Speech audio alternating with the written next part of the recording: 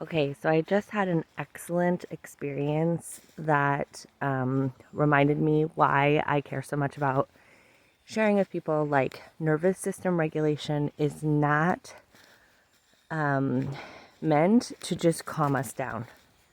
Nervous system regulation is meant to give us the opportunity to take care of ourselves in the immediate moment so that we can then understand why the nervous system sent whatever message it sent. So I just, in that way, we're going to get out of the like whack-a-mole cycle of just like constantly trying to calm ourselves down. And we'll get to like, okay, what does the nervous system want to tell us about so that we can support it? And then the nervous system will be like, okay, message received. I don't need to keep sending that message. So what just happened was I slipped on some mud. It's raining this morning and the snow has all melted, and so the ground is just like very muddy, and I actually slipped on like, it wasn't mud, it was more like a wet wood slash like mossy situation on one of the little bridge things that is on this path. So I slipped and I was like, oh crap. As soon as I fell, I was like, my butt's gonna be muddy and I have to walk home, and if I see people, I am gonna be embarrassed because my butt is muddy. And I was like, okay, well, I'm wearing like a long coat, so it probably won't show. And I just like carried on my walk. And then just now I was going through another like muddy patch and I was hearing my nervous system be like, don't fall, don't fall. And I was like, okay, why would that have bothered me to have a muddy butt? Like, that's not a big deal. And once I asked that question, which like the whole next step of nervous system, you support your nervous system and then you offer self-inquiry. So that question was an offering of self-inquiry. And my nervous system just like beautifully immediately told me, oh, it's because of the time that you fell in the mud when you were in kindergarten. Which I haven't thought about in ages. So I fell in the mud at recess in kindergarten. I have always been a clumsy person, but I especially so when I was little. Like, my family even had a joke that they were going to name me Grace, but like, thank God they didn't, because that would have been so an oxymoron, because I was the least graceful person, which I have told that story so many times. And I told it to a friend the other day and I was like, told her about the Grace thing. And she was like, that's a really cruel joke to say to a kid. I was like, oh my gosh, I never thought of it that way. Like, thank you. That is really harsh. Like, I could have been named Grace. Like, just because I was clumsy. And anyways, now I know that it's because of my brain injury stuff and my vision impairment. Because I'm a lot less clumsy now that I have had vision therapy and have my special brain injury glasses. But all of that to say, I was 5 years old. I had been, mocked for my clumsiness already a lot in life. And so I fell, and I also was, in a family where getting your clothes dirty or messy was like a no-no. So to have mud all over my backside and from falling, it was like a double shame. So I just stood against the wall, like crying, to try to like not let anybody see that my backside was muddy. And I wouldn't come in at the end of recess. I was like, I'm standing here. And they finally like figured out why wasn't I coming in and sent me to the nurse's office to get a change of clothes. And then I went to the nurse's office, and all they had left were boys' underwear, which I don't now believe that any underwear are gendered. They're just underwear.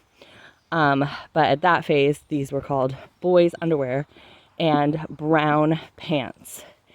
And I was in a circumstance where like there was very distinct gender rules and expectations, and I only ever wore dresses. I was like hyper feminine as a little. Look at this. Something is coming up right here. Do you see that? Who are you?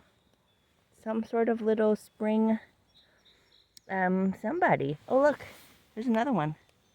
Oh, and I think I stepped on one. I'm sorry, buddy. Look, this one I stepped on. I'm so sorry. Ooh, and look, there's a big one. Wow, who are you? You're beautiful. I'm so sorry I broke you. Hopefully you'll be okay. So the idea of the boys' underwear and the brown pants felt like I was going to be in like even more trouble. Oy, I remember that moment so clearly.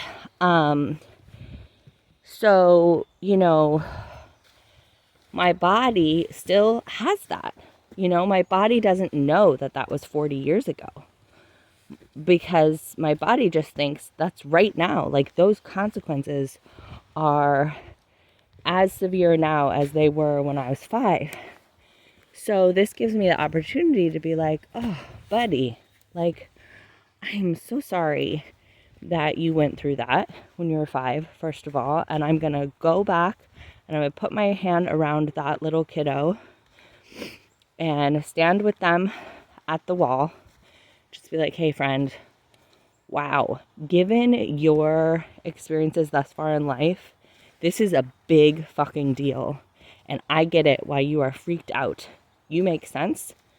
I'm not going to try to calm you down or tell you that it's totally fine because I know that from your perspective, you just reinforced all the shit that you get around not being graceful enough.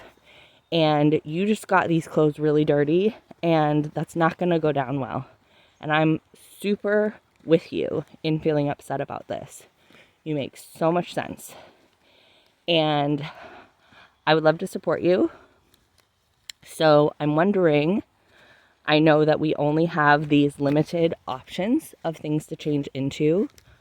I'm wondering how you would feel about just like chilling in the nurse's office for a little while. Let's see how you feel in half an hour. Just like let your nervous system calm down. And then if you feel up to it, we can call together and let your parents know that like you were doing really regular play and that we probably shouldn't have let you kids out because it was so muddy, and it's not your fault, and that we would love to offer you some clothes, but there aren't really clothes that like feel right to you. So would someone be willing to come pick you up, or bring you a change of clothes? And then when we got home, I'd be like, hey, I know that it is typically a stressful thing to have your clothes dirty. I am going to support your mom in whatever feelings she's having coming up around that, whatever that's related to in her childhood. And I'm just going to let you know that it's no harm, no foul. The clothes are washable, and that I'm so happy that you were having some movement and some playtime, because I know that's kind of stressful for you given your vision impairment. And I'm just really happy that you were able to play. And I'm really sorry that things are tough in terms of your coordination. That's real. You're not making it up. You can't try harder and be more coordinated. I am going to take you to a special doctor in a couple of years, and we're going to get you some really nice glasses and give you some therapy, and you're going to be able to be more coordinated. And you're also going to be able to tell people that you're not super coordinated even with all of that, and you're going to be able to like take your time with things, and people are going to be encouraging of you and supportive of you. And we're going to just like get as many clothes dirty as we want, and we are going to just wash them. And if they still have stains on them, that's okay. And we're going to have a life where just nobody gets mad if we get hurt, okay? The only thing that happens is people take good care of us and help us. And I'm sorry that you're going through this right now, but I'm going to tell you that I'm always going to be here with you. And if you ever want my attention, you just ask. And we're going to get through this, and we're going to find a very sweet life where we're still going to fall, but it's going to be okay when we fall, because we're going to be really gentle and we're going to be really kind. And we're going to get to have these kind of conversations anytime that you want. And maybe later today, we'll give you some rest time on the couch, and like a show that you like or a book that you like, and just get to chill knowing that you fell today, and that's hard for you. And I love you so much. Oh my gosh, you guys. That conversation, it may seem a little silly, but it feels so real. It feels like I was really there with that little kid. And it feels really good to me to be able to say out loud, like, I'm going to handle this differently than the people around you are handling it, because I have a different capacity than they do. And it's not because they're bad guys. It's because they have different sets of information. But I can be in any time. I can go into any time in the past when I've been having a really hard moment, and I can be with myself. I can be with that version of me, and I can be offering the things that that version of me really needed and wanted, because I know what those things are better than anyone else is ever going to be able to. And in the same way, right now when I struggle, I can ask for the future me to come.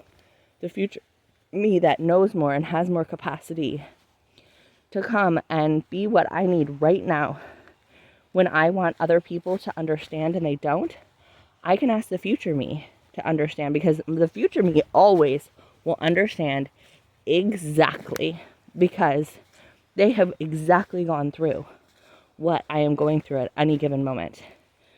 And I can ask them to be with me and to reassure me and to offer me any type of hope or encouragement.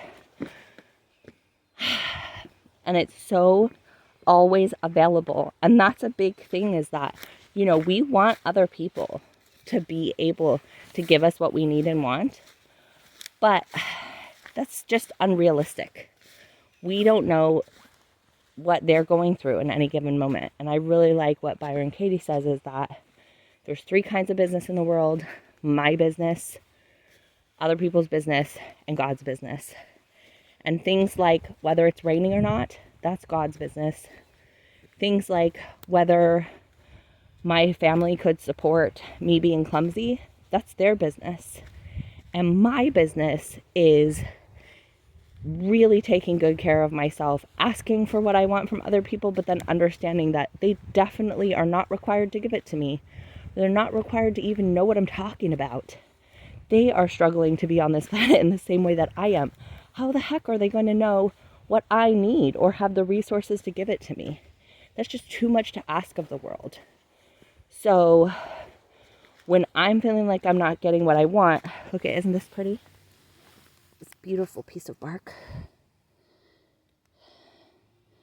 It just looks like it could be hung on the wall to me. Look at those colors. That like burnt sienna color is one of my favorites when I started oil painting for the first time. So pretty.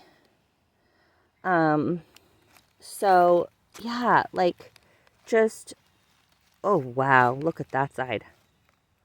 Oh, you're kidding me. That is gorgeous. Wow, wow, wow. Look at all that variation.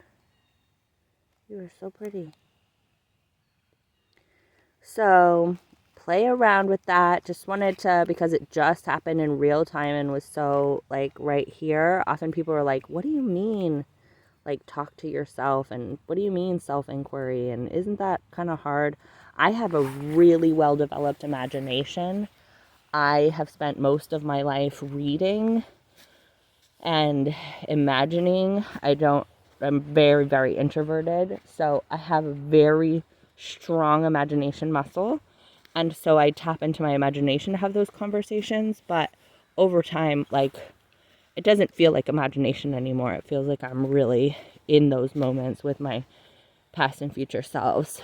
And I have a really like well-developed like relationship with every single, I kind of split it up into ages. So I have like, you know, my infant self, my 1-year-old self, my 2-year-old self, so on and so forth.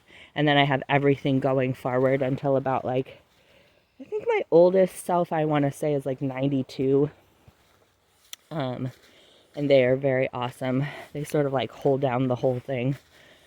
And I have like a whole house where they all stay, and it has a backyard, it has a tree house, it has a basement, it has bedrooms, it has like, it actually has like a beautiful like sort of like yurt type like tiny house situation in the backyard for all the future selves, and then all the past selves live in the house. And the future selves take care of the past selves. It's really just, and there's always like a outdoor fire and like tons of food and tons of people milling around, music, places for people to be quiet, so many options. The treehouse is amazing. They go to the treehouse whenever they just don't want to deal with whatever's happening in the present moment. And yeah, when I want to talk to them, I just go there in my mind. And it's very, you know, easy at this point because I've spent so much time there. I've spent, you know, maybe 2 or 3 years with my therapist developing it. So it's like pretty easy for me to go there now, but you can do it. You can come up with a place, and describing it is, I think, the most powerful way to do it. And then, you know, of course, when I want to do what I just did today, of going back and being with a part that was in a hard moment, I go to that place in time. So I was standing at the outside of the school building with my 5-year-old self. Okie doke, my friends. I love you so much.